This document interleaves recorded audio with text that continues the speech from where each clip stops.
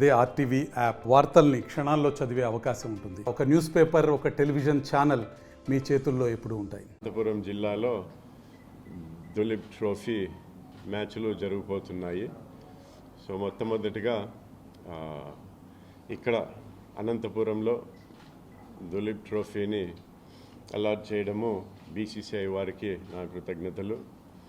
తర్వాత ఇక్కడ దులీప్ ట్రోఫీ జరపాలని నిర్ణయం తీసుకున్న తర్వాత ఏసీఏ ఆంధ్ర క్రికెట్ అసోసియేషన్ నుంచి కూడా మొదటి రోజు నుంచి పూర్తి సహాయ సహకారాలు అందించినందుకు వారికి కూడా కృతజ్ఞతలు. చాలా పెద్ద టోర్నమెంట్ ఇది. అనంతపురంకి ఎప్పుడు ఇటువంటి అవకాశం ఎప్పుడు రాలేదు. చిన్న పని అయితే కాదు, చాలా పెద్ద పని. నాకు తెలిసి బీసీసీఐలో ముఖ్యంగా ఏం చూస్తున్నారంటే ఎక్కడ వర్షాలు తక్కువ వస్తాయి అని. ఎందుకంటే చాలాసార్లు దులీప్ ట్రోఫీ జరపడంలో వర్షాలు వచ్చి ఇబ్బంది పడుతూ ఉన్నారు. అందుకే వర్షాలు ఎక్కడ తక్కువ అంటే ఇంకా మనకి జైసల్మేర్ తర్వాత ఇంకా మనమే ఒక ముఖ్యమైన కారణము. దాంతోపాటు ఇక్కడ కూడా మనకి మంచి గ్రౌండ్లు ఉన్నాయి, రెండు పక్కనే ఉన్నాయి. కాబట్టి మనకు అవకాశం వచ్చింది. ఏర్పాట్లు అయితే చేస్తూ ఉన్నాము. 5వ తేదీ నుంచి మొదలవుతుంది. సెప్టెంబర్ 5 నుంచి సెప్టెంబర్ 22 వరకు దులీప్ ట్రోఫీ ఈ 2 గ్రౌండ్లో జరుగుతుంది. ఒక్క మ్యాచ్ మాత్రమే బెంగళూరుకి మార్చడం జరిగింది. ఎందుకంటే దాంట్లో చాలా పెద్ద ప్లేయర్లు ఉంటారు కాబట్టి వాళ్ళ సెక్యూరిటీ కానీ ఇంకా విషయాలు అట్లాంటివి దృష్టిలో పెట్టుకొని ఆ ఒక్క మ్యాచ్ చిన్నస్వామి స్టేడియం బెంగళూరులో జరుగుతుంది. మిగతా 5 మ్యాచ్లన్నీ ఇక్కడ అనంతపురంలో 3 మ్యాచ్లు అనంతపూర్ క్రికెట్ గ్రౌండ్లో జరుగుతుంది. రెండోది 2 మ్యాచ్లు సెకండ్ గ్రౌండ్, బి గ్రౌండ్ అంటాం కదా, ఆ గ్రౌండ్లో జరుగుతుంది. దులీప్ ట్రోఫీలో 4 టీములు ABCD అని పెట్టడం జరిగింది.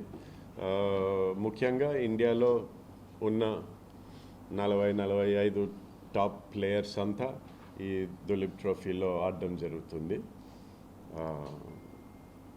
ఇక్కడ నుంచి టెస్ట్ టీమ్ సెలెక్షన్స్ కానీ మిగతా సెలెక్షన్స్కి ఉపయోగపడుతుంది. దులీప్ ట్రోఫీ నాకు తెలిసి మన దేశంలో ఇంటర్నేషనల్ తర్వాత బిగ్గెస్ట్ అతిపెద్ద క్రికెట్ టోర్నమెంట్ దులీప్ ట్రోఫీ. 3 రోజులు గ్యాప్ ఉంటుంది అనుకుంటా, అవునా? 3 days గ్యాప్ ఉంటుంది ఒక మ్యాచ్ నుంచి ఇంకొక మ్యాచ్కి. 4 టీంలు మొత్తం ఉన్నాయి. 4 టీంలు ఆడతాయి. ఏమంటే మొదటి మ్యాచ్ ఒకటి చిన్నస్వామిలో జరుగుతుంది కాబట్టి 5వ తేదీ మొదలైనప్పుడు మనకి ఇక్కడ ఒక్క మ్యాచ్ ఉంటుంది.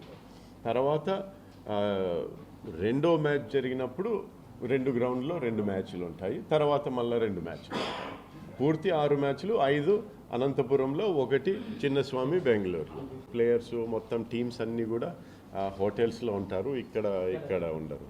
2 గ్రౌండ్లు ఉన్నాయి మనకి. ఒక్క గ్రౌండ్లో మాత్రమే పబ్లిక్ అలౌడ్ ఉంటుంది.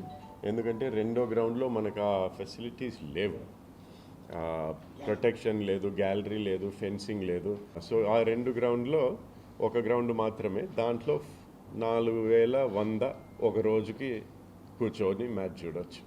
గ్యాలరీస్లో కానీ లోపల పెవిలియన్లో కానీ చూడవచ్చు. వాళ్ళకి పాసులు ఇస్తాం, పాసులు అలాట్ చేస్తాం. ఆర్డిటీ కేవలం గ్రౌండ్ ప్రొవైడ్ చేయడం మాత్రమే. అఫీషియల్గా అయితే బీసీసీఐ, ఏసీఏ, ఏడీసీఏ ఈ 3 సంఘాలు దీనికి బాధ్యత అన్నమాట. ఆర్డిటీది గ్రౌండ్ సపోర్ట్. ఈ టోర్నమెంట్ జరపడానికి ఉన్నటివి చాలవు కాబట్టి ఏసీఏ నుంచి చాలా సపోర్ట్ ఉంది. గ్రౌండ్ 2లో మొత్తం 2 చేంజింగ్ రూమ్స్ మొత్తం రీమోడల్ చేసినాము. మీరు ఇంకా పనులు జరుగుతున్నాయి. అదృష్టం ఏమంటే ఒక మ్యాచ్ కొంచెం చిన్న స్వామి పోయింది కాబట్టి మనకి కొన్ని రోజులు దొరికింది. చేంజింగ్ రూమ్స్ ఇవన్నీ కూడా చేస్తున్నాము. ఈ 2వ గ్రౌండ్ కూడా ఏసీఏ సపోర్ట్తోనే మెయింటెనెన్స్ ఇవన్నీ జరుగుతూ ఉన్నాయి. ఈ 2వ గ్రౌండ్లో సైడ్ స్క్రీన్ అంట ఇట్లాంటివన్నీ చాలా సపోర్ట్ ఏసీఏ నుంచి ఉంది, చేస్తున్నారు. దెన్ భవిష్యత్తులో కూడా డెవలప్ చేసేదానికి కూడా మాట్లాడుతున్నాం. 25 సంవత్సరాల నుంచి మొదలుపెట్టినాం క్రీడాభివృద్ధి మన జిల్లాలో చేయాలని ముఖ్య ఉద్దేశం ఒకటి స్పోర్ట్స్ కల్చర్ మన జిల్లాలో తీసుకొని రావాలా అని ఒకటి. రెండు, మన జిల్లాలో ఉన్న పిల్లలకి, మగపిల్లలకి, ఆడపిల్లలకి పెద్ద పెద్ద పట్టణాల్లో ఉండే అవకాశాలు మనకెందుకు ఉండకూడదు, మన పిల్లలకి ఎందుకు ఉండకూడదు అని చెప్పేసి రెండోది. మూడోది, అనంతపురం జిల్లాని స్పోర్ట్స్ హబ్లో ఆ పేరు రావాలని చెప్పేసి